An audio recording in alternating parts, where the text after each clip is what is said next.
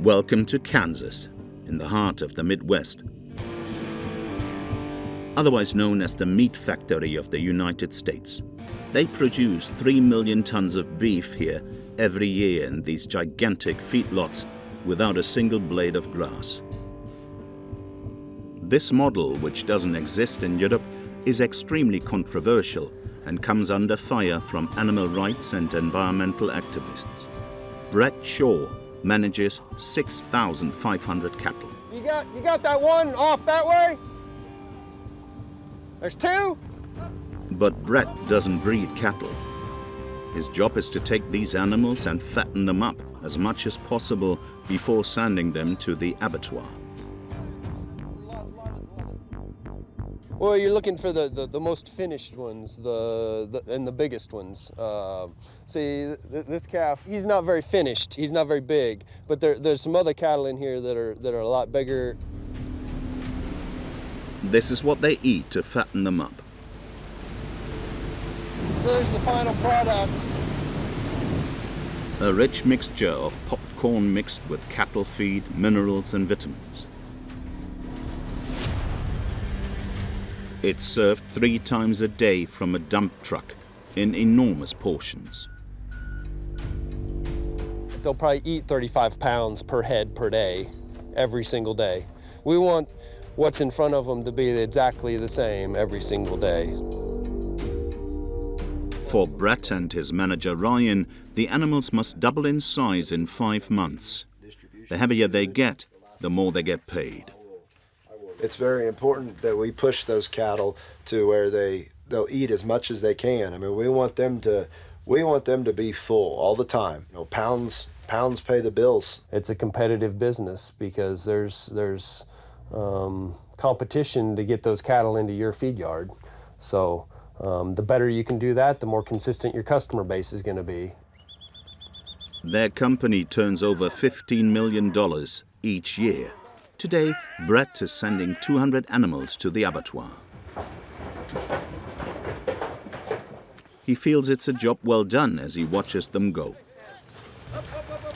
Well, it's always a pleasure to be able to come up here and watch these fat cattle get loaded on the truck, knowing that we've done a good job and knowing they're going to the packing plant to produce some high quality beef. Nice big steaks. One at a time, one at a time, hey, one at a time. Steaks to be that will be eaten in the United States and all over the world. As the #1 exporter of foodstuffs in the world, America produces beef, corn, and even almonds in industrial quantities. Extra-large farming, just like the extra-large country it is. The industry is worth $200 billion to US GDP.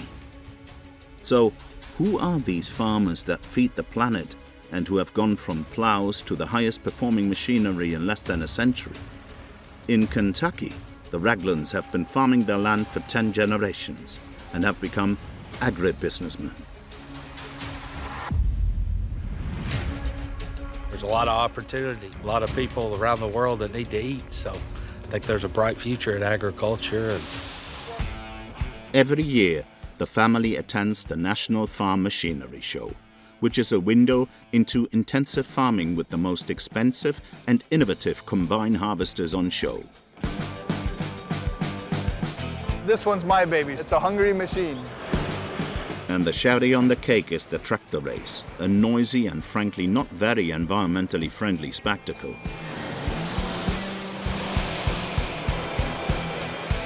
But can this always more style of farming really last? In a country renowned for junk food and obesity, many voices are speaking out against the dramatic consequences of intensive farming. In California, the 2 global leaders and carrots have a monopoly on water resources in an already parched region. They're giant corporations and they don't care about anything but money and power. We've got more pride than they've got money. North Carolina is full of chicken factory farms which pollute the environment. It's mind-blowing. We cannot keep adding more of this waste and expecting Mother Earth to just say, okay, keep bringing it. In a system where profits reign supreme, it's often the small farmers that pay the price. After 20 years working with the chicken industry, I lost everything. But innovative farmers are trying to shake things up. The past model is to use those synthetic products, and we're saying that has to change. We take a look at the excesses of the farming industry in the United States.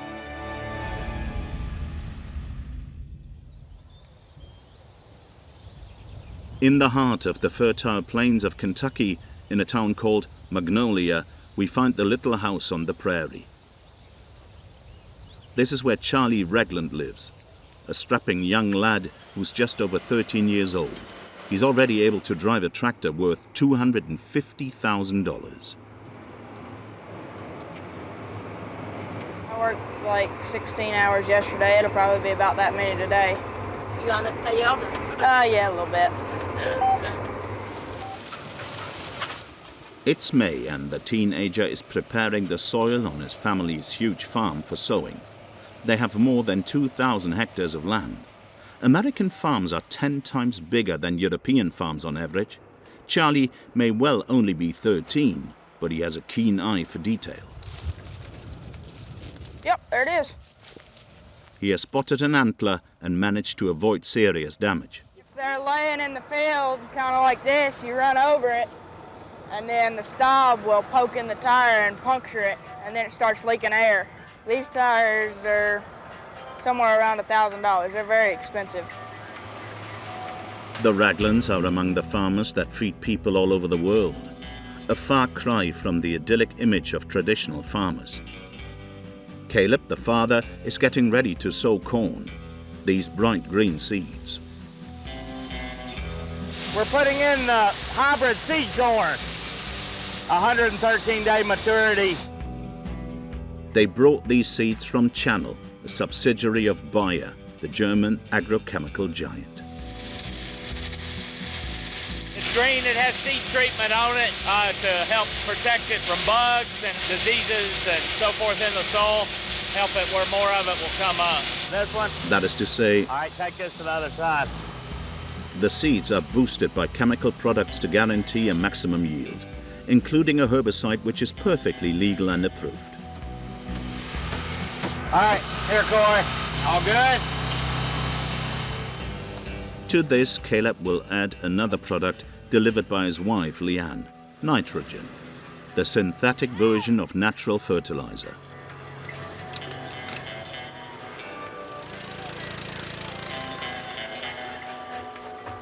The whole family has been working flat out for 2 days, and the youngest, Carter, is starting to feel the effects. Long day. Because it might be a late night. Well, let's go. Hey! With a turnover of $3 million, Caleb owns a thriving farm, and so he works long hours. Fortunately, his high-tech tractor practically drives itself. End of each pass, we turn around, line it back up, hit the button, and we're good. So that helps us where we can deal with things on the phone. I can watch the markets for wheat, corn. As a farmer, I have to wear many hats. I have to do the business. I have to make sure the bills are paid. The technology helps us to be able to multitask much better. The family has been farming this area in Kentucky for 200 years, and productivity has skyrocketed. Often make yields over 200 bushels per acre of corn, whereas my grandfather 30 years ago, 100 bushels an acre would have been a really good yield. So last 30 years, yields have basically doubled, and they continue to go up. So that's good. At the Regland farm, everything is supersized. Just like these 6 big silos. As well as corn, the family also produces soya and wheat. Easy now. Back up just a little bit. In this trailer, there is around $7,000 worth of wheat, which is destined for the production of McDonald's burger buns. So yeah, we are proud to be able to sell it to Americans all over and the world, basically, just having our product in stores and restaurants and stuff all over the world. It's a good feeling. Caleb, the father of the family, didn't learn how to manage his business just on the job. You washed up, Carter? He studied business for 4 years. He met his wife, Leanne, at university. So these were pictures from college. I studied elementary education, and then he got a degree in business. So understanding the business side of farming, because there's way more than just putting the seed in the ground. Leanne was a townie living in sunny Florida, but she moved here, and so her life changed. But as I told people when we got married that they have electricity, they have running water, I was not moving way far off, even though I was raised in a neighborhood in the middle of the city. Enjoyed the wide open spaces now. It's much better for the boys to be able to run and play outside. Carter, where'd you go? Like the vast majority of farmers, the Raglans are conservative and Republicans. They refuse to send their children to state schools. Instead, Leanne homeschools them, teaching lessons at home every morning. Oh, we have a test. Perfect.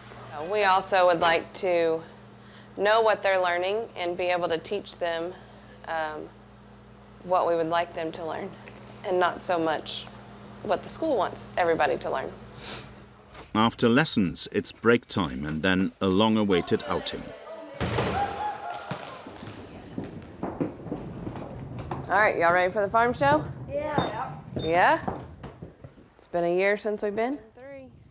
The family are leaving the farm for 4 days to head to Louisville, the largest city in Kentucky, where the biggest agricultural show in the United States is held every year, the National Farm Machinery Show. To keep producing more and more, you need gigantic machines to match the size of American farms. More than 100,000 square meters are dedicated to the latest innovations. Giant drones to spread pesticides and fertilizer, machines to dry hay. And above all, the star of the show, this combine harvester worth almost $1 million. And this one's my baby, so I'm very proud of it. But it doesn't act like a baby, it doesn't eat like a baby. It's a hungry machine. To admire it up close, you actually have to book your spot and then are given a guided tour, like you're at a museum. All right, for those of you with a headset on, can you hear me already? Yep. Okay, very good. The whole design and development process of this machine was to look for ways that we could drive down and reduce the total cost of harvest. The CR11 is the result of 10 years of research and definitely sparks interest among the crowd. Are you guys interested in this combine? I mean, are you interested in the technology in this combine? It's some interesting stuff here? Yeah. Looks like a lot of machines. The Raglans wouldn't miss this event for the world. Well, I think this is my 38th National Farm Machinery Show. Every year I've been alive. Even though they have what they need on their farm, the two youngest are very excited to try out the new models. So it's exciting because this one's nice and shiny and brand new, so they can see all the new things on it. So it's like a line at Disney World. You get in line, wait your turn to get in the tractor and see it. Wait so they can get out. No fighting, no pushing. And it suits Corey, aged 11. You don't need the clutch in these tractors, because these, you got to push that forward or go like that. I can probably drive every single thing in here. We need to wait. But the Raglans haven't come to the farm show just to dream and have fun.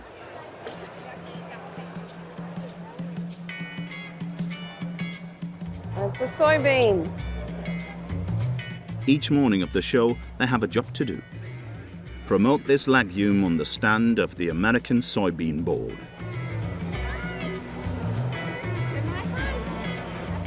Would you like a coloring book? Look, that's Buddy the Bean. Oh, and crayons to go with it. You're all set.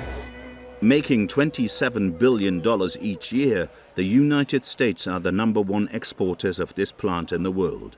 It's a plant that guzzles water and is mainly used as animal feed. But Leanne prefers to highlight the other ways soya is used in our day-to-day lives. So we have everything from motor oil to Alfredo sauce to queso to Miracle Whip and mayonnaise, and then vegetable oil, which is straight soybean oil. The vast majority of American soya is genetically modified and not organic. The use of pesticides is not a problem for Leanne. I like to give the example that if my child is sick, I'm going to take them to the doctor to get an antibiotic or something. So if our crop is sick with weeds or a pesticide or a pest or something, we're going to spray it. We're going to treat the illness, but not over-treat it because that is money out of our pocket. Marketing in the morning and in the evening, a seat at the show's main attraction. And now, Farm Credit Mid-America proudly presents the most powerful sport on earth. Tractor races transformed into a rural Formula One. The aim is to pull a load of almost 5 tons to the end of a 100-meter track without going outside the white lines and going as far as possible. It's so loud it's practically torture, and the amount of pollution isn't much better. This big pipe evacuates the exhaust fumes. All right, y'all find a seat. The Raglans are big fans of the sport, especially the boys. Yeah, who's gonna win tonight? Red or green? The reds from the agricultural machinery manufacturer Case versus the greens from John Deere. There's a lot of competition between red and green, and I like green, Charlie likes red. Way better. They love this because it's a competition of who's better, who's king of the hill, almost. So it's clearly a guy's thing. All right, fans, so we check our leaderboard, of course, the fine people that are sponsoring. We're back in Kansas, the epicenter of meat production in the United States. Brett's feedlot is working at full capacity to produce the notorious hormone-treated American beef. This afternoon, they're receiving around 30 calves that are a year and a half old.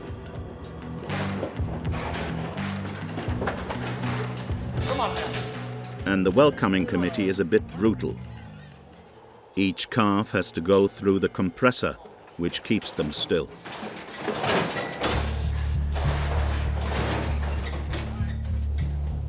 Uh, 413, Brett. The newcomers are getting their ID tags, a dose of 5 vaccines, a dewormer, and so that they grow quickly, the manager Ryan is injecting them with the small growth hormone implant in their ear. Among other hormones, it contains estradiol and trenbolone acetate. These hormones have been banned in Europe since the 90s for health risks, but in terms of weight gain, they offer guaranteed results. 598.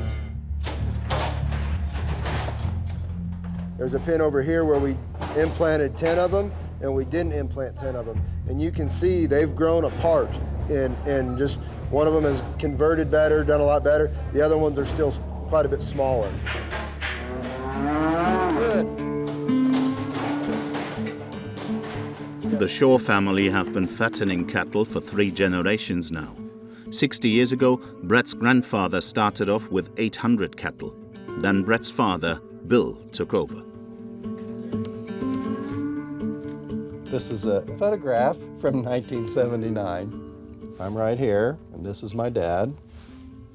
70s style with the long hair.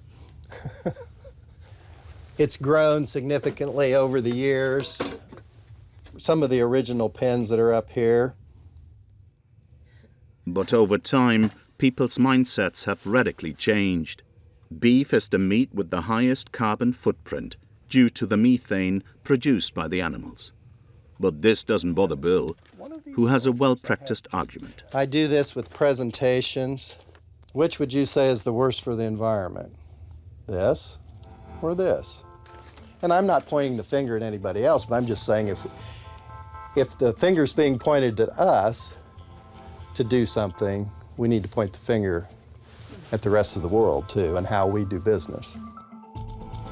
Bill and his son Brett are not about to change the way they work, especially as they believe they look after their cattle well. They have a very different life before they end up in their feedlot. This is Katie, Brett's wife. She's a farmer and looks after around 30 calves at the moment, which she'll then send on to her husband. This is how the meat production chain works in the United States.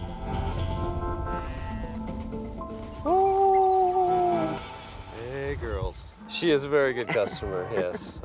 I really enjoy working with her, and she treats me really well.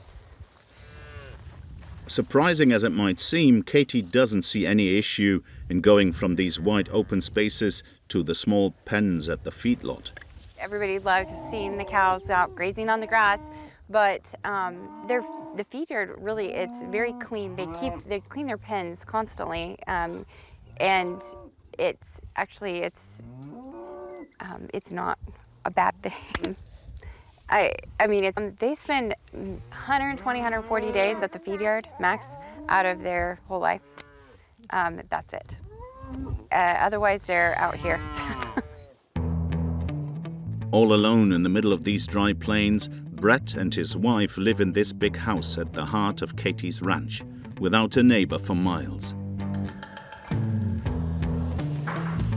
For them, meat is almost sacred.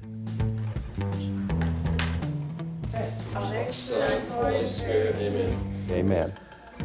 Americans are among the biggest carnivores on the planet, consuming twice as much per person per year as in Europe. This is one of my favorite cuts of meat. Everybody likes steak, which is awesome too, but this is, to me, is very good as well. Okay. Oh my. Oh my. Are you hungry? The Shaws hope that the fourth generation will carry on the family business despite ever stronger criticism. Those people don't really fully understand our industry. People are so disconnected from the farm now. 2% of Americans farm. Maybe less than that, actually. It's not much. It's very small, and you can see there's not very many people here. In fact, in their part of the industry, the Shaws are quite small players, because in Kansas, there are enormous feedlots holding 50,000 or even over 100,000 cattle. Most of these are located around Dodge City, a small farming town in the middle of nowhere with very little hustle and bustle. The 30,000 people who live here are strongly impacted by the two large abattoirs of the town, as they're the main employers of 6,000 workers. These abattoirs are run by the two giants of the industry, National Beef and Cargill, generating $177 billion in revenue between them. They're running an agricultural empire, but promote themselves as local producers. Locally focused, a family company. At Cargill, we nourish the world.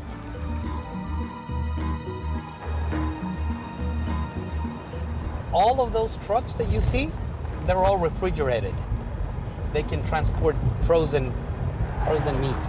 One day that they stopped, it affects restaurants all over the world. Joel Tushis worked in the abattoirs for a year. Now he's a pastor in Dodge City. I don't know if you're aware, but the amount of cows they kill every day, it's at least, I think it's about 3,000 per shift every day. So it's about 6,000 to 7,000 a day in one plant plus the other plant. Well, that's a lot. Yeah, it's sad. It's sad to see you know, they bring the cows and the cows get out. You're like, I don't know. It's. But this city said we'll do it. Oh, and this area of the world said we'll do it. But it hasn't made Pastor Joel become a vegetarian. Good morning, church. Good morning, church. How are we doing? In his church, he's a leader of the Latino community. This is the community that works in the abattoirs, an immigrant workforce, as they're the only ones who will take these difficult jobs, which Americans generally don't want to do anymore. 70% of people living in Dodge City are South Americans. We are dismissed, church. Be blessed. Have a wonderful day. Pastor Joel is originally from Guatemala. His wife, who's also a pastor, is from Mexico. Together, they help newcomers who have come to Kansas to work in the abattoirs. Buenas tardes, hermana. ¿Cómo está usted? ¿Cómo está usted? Calorcito está rico. Berna Vela is Colombian and moved to Dodge City 8 months ago. Joel and Karina often visit her to cheer her up. ¿Qué pasó? ¿Estás bien? Sí. A single mother, Berna Vela, has to juggle exhausting work at the Cargill factory and raising her 11-year-old daughter in a country she doesn't know. En la planta me daba mucho miedo los cuchillos. Sí. Porque pues hay una cosa que le llaman la cadena y va pasando las piezas y usted tiene que cortar y agarrar su pieza y afilar el cuchillo. Sí. Entonces eso me daba mucho miedo y yo le decía, ay Dios, por favor, que me manden a empaque, que me manden a empaque. ¿Cuántas piezas por día hace?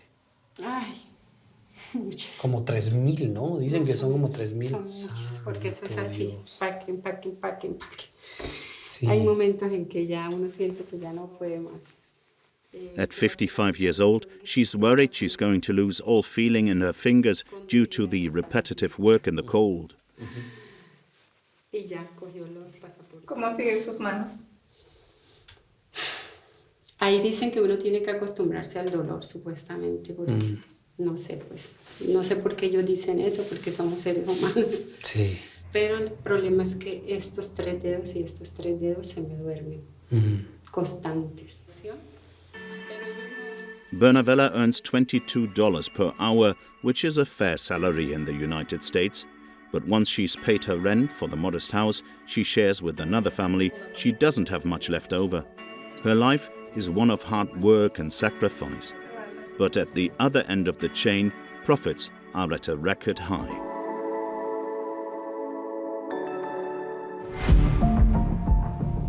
Four multinationals have cornered the meat industry, controlling 85% of the market. In the US, they're nicknamed the Big Four. Cargill, Marfrig, a Brazilian business that owns National Beef, Tyson and JBS, another Brazilian multinational. Combined, they turn over $73 billion. Claire Calloway is an agro-industry specialist. In the aisles of her local supermarket, she informs us of a deceptive marketing technique, the illusion of choice for American consumers. So we can see what looks like a lot of options, a lot of different companies, but a lot of them aren't what they appear to be. So I feel like this bacon is a good example. You know, these look like 3 different choices of bacon. They're all actually the same company. Same with this Adele's. It looks like a really, artisanal, nice product. But this is another brand that's owned by Tyson Foods. This is a Tyson brand. This is a Tyson brand. The agro-industry empire split into a multitude of global brands. For example, JBS owns more than 100 different brands. It really keeps going.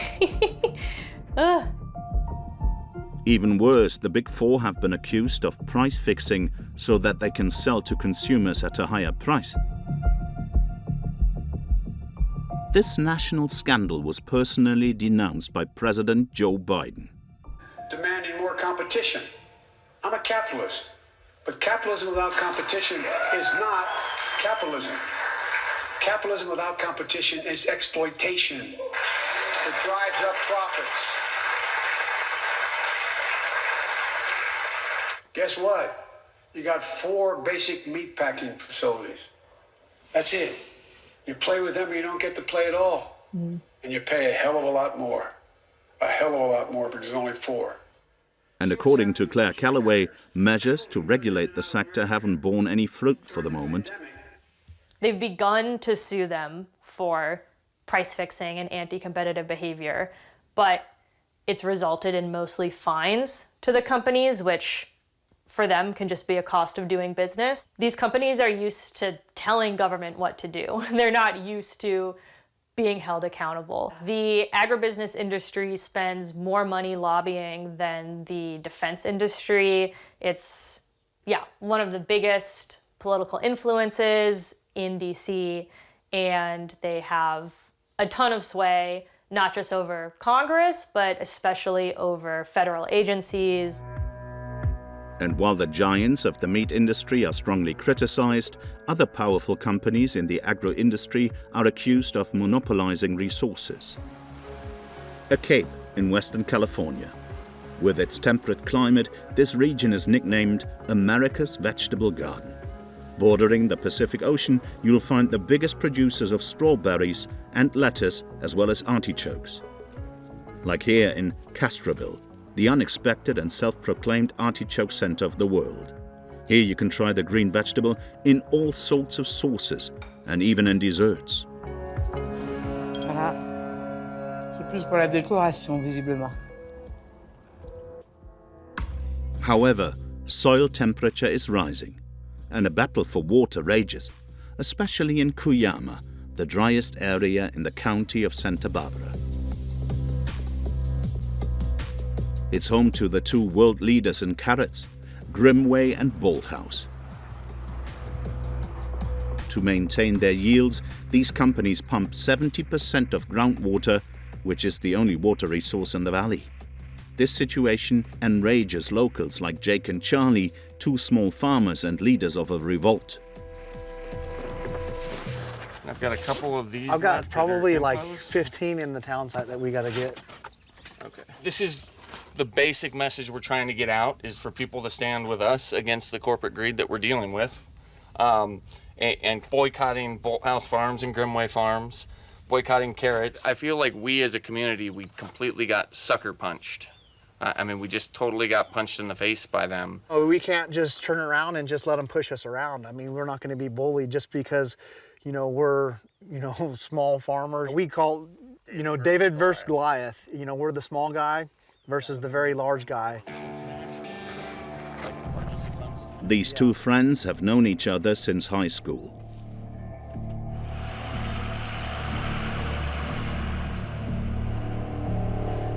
After working in the police and the army, they came back home to settle down in the valley. Jake manages a ranch, and Charlie has recently planted an orchard, which he waters sparingly using a drip system.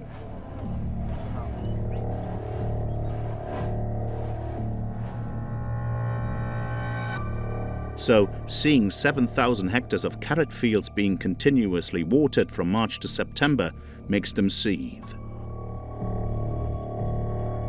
More land that definitely wasn't plowed when Jake and I were in high school. And you can see from here that it sprawls all the way back to the mountains now.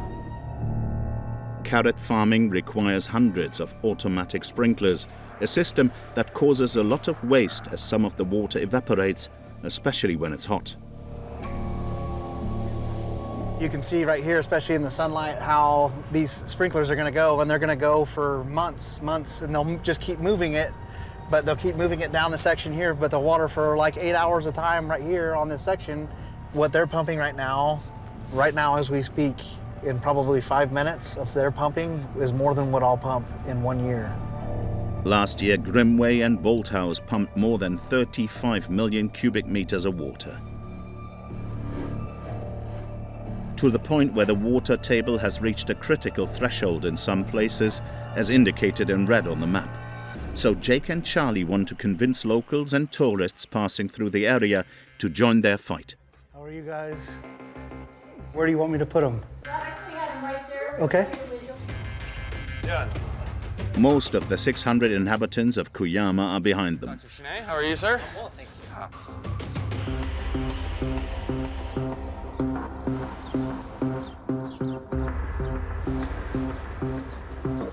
The only hotel restaurant in the village has even just launched a special boycott menu.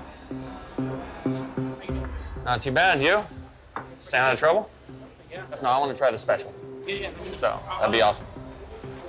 It's a spring salad with carrots, but these come from a small producer, not from Bolthouse or Grimway. We'll see. I mean, this is my first carrot since the boycott started. Very good. Thank you, sir. The beginnings of the conflict go back to 2014. Following an historic drought, California ordered its counties to create a water management plan and to anticipate usage restrictions. But Bolthouse and Grimway contested the plan in court. Even worse, in order to monopolize the resource, they went as far as attacking all users of water in the area.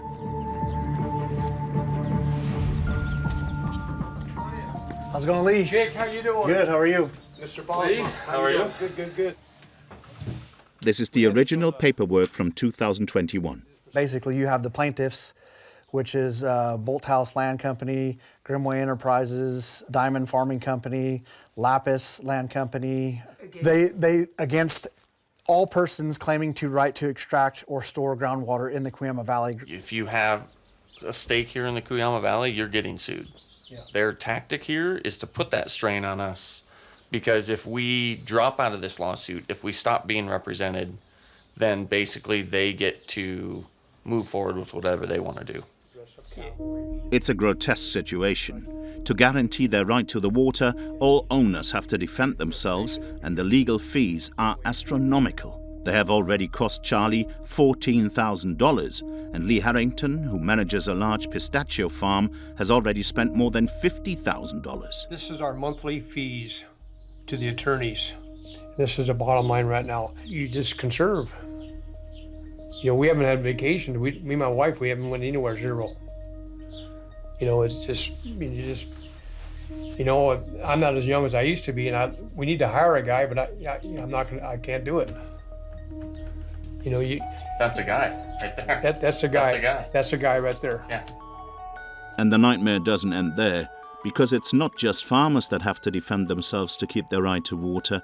Individuals too, and even public services, like this small state school in Cuyama, led by Alfonso Gamino. Their legal fees have already reached $20,000, even though the school is short of funds. Hey, Terry. Just wanted to see if you have the legal fees budget. Oh, yeah. Can we review real quick? Sure. All right. So what do we have? This is last year, so it's a very simple report when we started doing this. I was hoping that they would leave the schools out because the schools are government schools, really. So I was thinking, at first we did not get this notice. So I'm thinking, oh, good, maybe they're going to leave the school out. And that's what I was hoping. That I was very optimistic. But then we got the letter. $20,000 for us. We can do a lot with that. Computers for the students, our teachers, you know, just keeping our teachers employed. My biggest fear is that this just may be the beginning. We may spend this $25,000 and we may still be in this case for the next 10 years, 15 years. These legal proceedings threaten the future of the school and of Cuyama's children. Okay, be very careful with the water. We don't want to spill it unless we go on the plant. We don't want to waste water. We requested an interview with the two carrot companies, but they refused to answer our questions. In the United States, intensive farming is draining resources and may also be profoundly damaging for the environment. Now we head to North Carolina, a state which has specialized in chicken farming on an industrial scale. In these gigantic factory farms, 1 billion chickens are raised each year, one on top of the other, without ever seeing the light of day. Larry Baldwin from the association Waterkeepers is keen to call out this type of farming. Hey, Reagan. Hey. How you doing, my friend? Just great. Good. Good to see you again. Good to see you. According to this environmental activist, be off the ground very quickly. This industry is now out of control.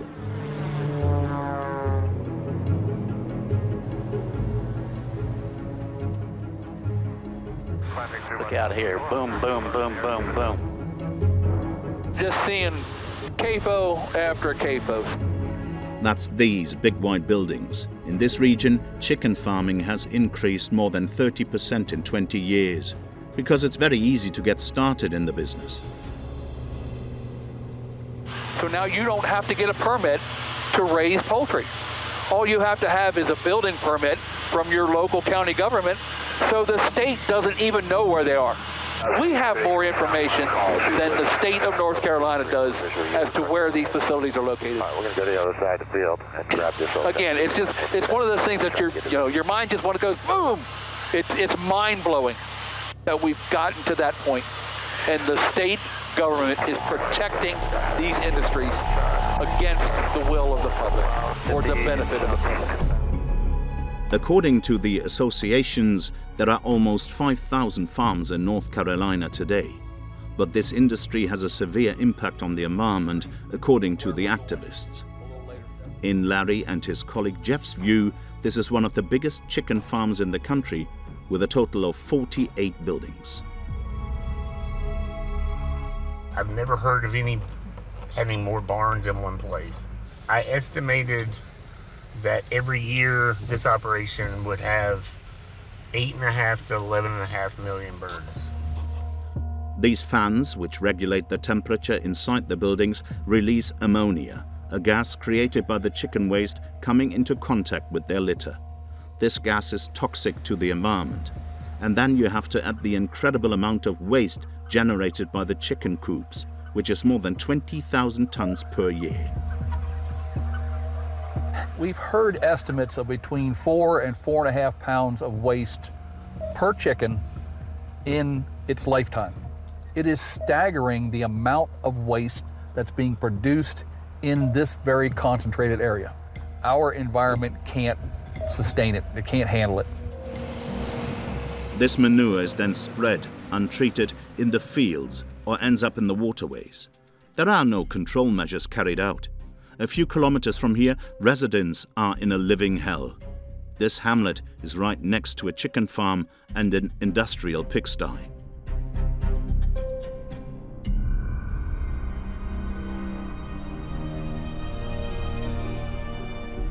Anne, her sister Linda in the hat, and her daughter Tiyaka breathe in an unbearable acrid smell every day.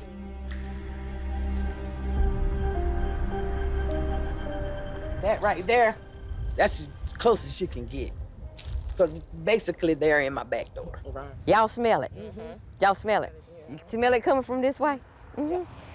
And that's just a little bit. That's just a little bit of what you normally smell. The smell would be so bad. It would take your breath. It takes your breath. And it smells so strong that you taste it. Yeah. When you swallow, you open your mouth, you taste it. I hate it. Right. But this is where I'm from. This is where I was born and raised. I'm not going nowhere. That need to go. They need to do something about that. Tap water in Anne's house is no longer drinkable. The family has to buy bottled water. And what's worse, the 3 women say they're suffering from respiratory problems. But above all, they lament the early deaths of several members of their family, including their mother, who died 11 years ago. My mom always had this, she couldn't stand smells. No, she had real bad allergies. And coughs all the time. Mm-hmm. That was way before she even got cancer. Mm-hmm. It's all, cause she's always lived here. And then not only my mom had cancer, but when you got like 5 people in one community, and all of them come down with cancer. All of them. And they live here. Mm-hmm. It's impossible to say if there's a direct link between these deaths and industrial farming, But a recent American study showed that people living near chicken factory farms had a 66% higher chance than others of developing respiratory diseases. We found 66% increased odds of CAP diagnoses. A 2-hour drive away, here's one of those older intensive farms. Here, Tom Lim raised 400,000 chickens per year. Today, he condemns the industry and depicts it as a machine designed to destroy both people and animals. You can see it's all white, and it got no room to walk, and it's just crowded. It's too tight inside. 26 years ago, he became a farmer contracted to one of the global poultry giants. Pilgrims, a subsidiary of JBS, which you'll remember is one of the big four.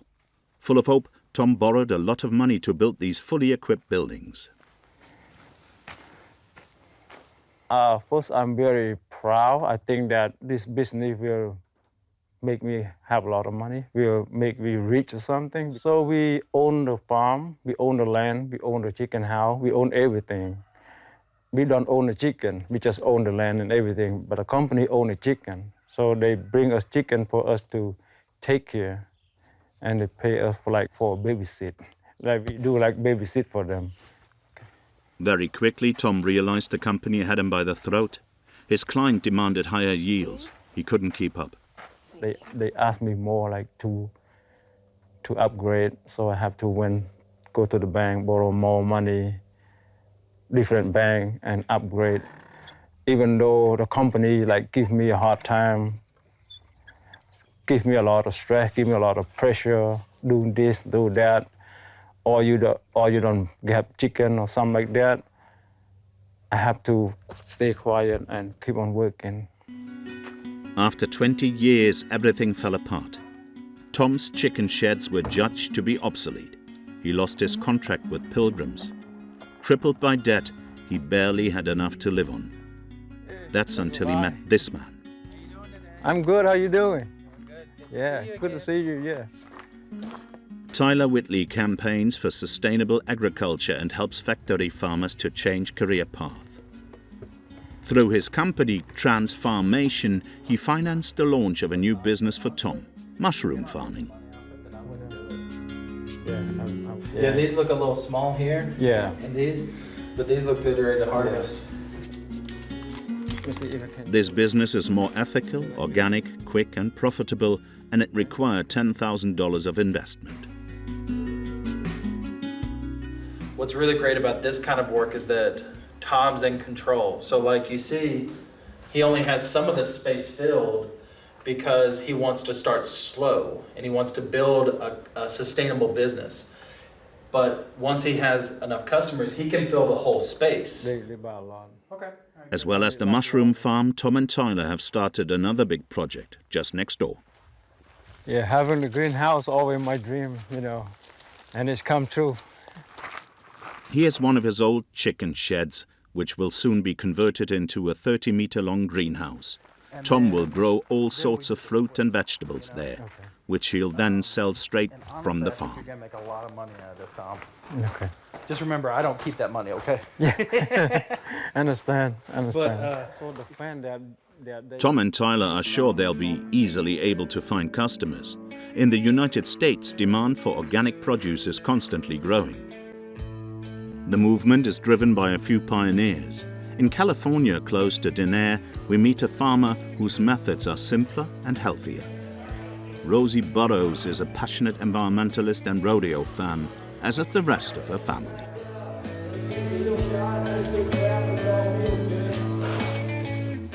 This is our pleasure, our enjoyment. So instead of going to Disneyland or something like that, this is where cowboys come and have fun. This is about working with the herd in a quiet fashion.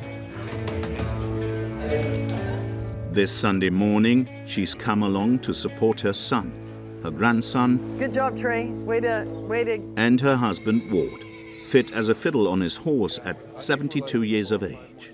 So I'm lucky that I have a beautiful horse, takes care of me, and he knows more than I do. I know that. The couple champion a back-to-basics approach and have thrown themselves into organic farming. This way of farming is very much in the minority in the United States. Just 1% of farmed land is organic, compared to 10% in the EU. That's enormous. No, that's all right, you're fine. On Rosie and Ward's land, chickens are raised out in the open. They're able to scratch the earth and eat grass, worms and insects at their leisure.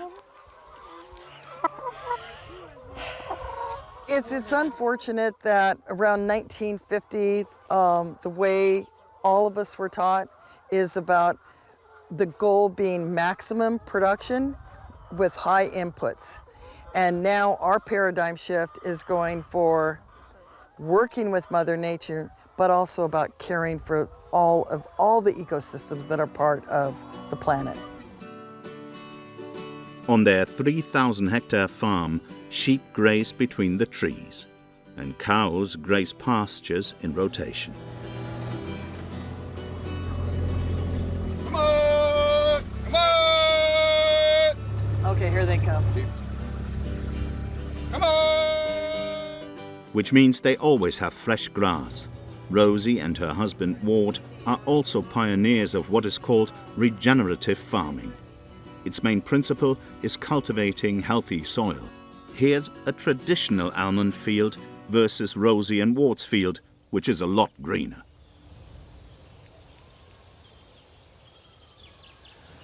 Okay, let's crack that up. This is amazing right here. Again, crimson. Around their almond trees, the couple have planted a whole range of different plants. This is a pea that we planted, nitrogen fixer. This vine, that's this vine that we're looking at. This allows underground microorganisms to develop and keeps the soil cool. What we're after is trying to cover this soil. During the summertime, our soils, it's so hot here that if we can keep this ground covered, we can make a difference with 2 or 3 degrees Fahrenheit. All right, let's see what we got here. And the soil texture, how does it feel? Yeah, it's really moistened. Pretty nice. Yeah, there you've got some right there. We found 30 worms and 1 shovelful right in the middle of cold winter and frost. It was just amazing to see all the life in it. Yeah, that's beautiful, Ward. Yeah. The soil is rich thanks to the radically different technique, but it does require more work, which in turn equals an extra cost to the consumer. Rosie and Ward's almonds are 30% more expensive. The only other thing we have to do is we have to make sure that these products are accepted in the marketplace. So if consumers have to support the farmers that are doing this. Otherwise, nothing works. The couple advocate for awareness. In the United States, the organic market makes up just 6% of sales.